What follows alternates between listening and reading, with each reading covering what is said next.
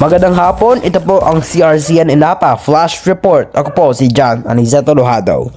Mga ka-Remcraft, opisyal na pong nagbitiw bilang President at CEO ng Kabayaon Media na si Arkinwa David Cabayaon ngayong hapon dahil sa naganap na issue sa Kabayaon Media unrelated posting GC kanina.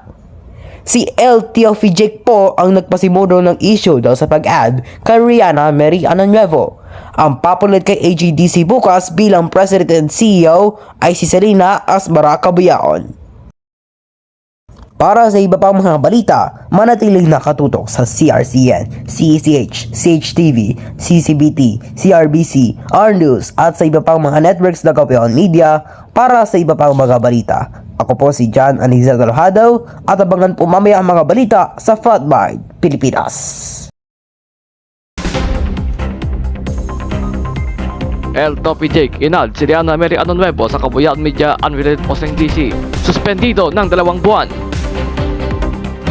Karagang semento ng isang mixer truck sa Mandaue, Cebu bumuo sa kalsada nagdulot ng trapiko.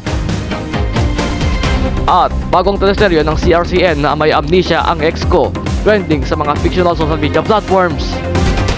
Tutukan natin mamaya sa Frontline Pilipinas.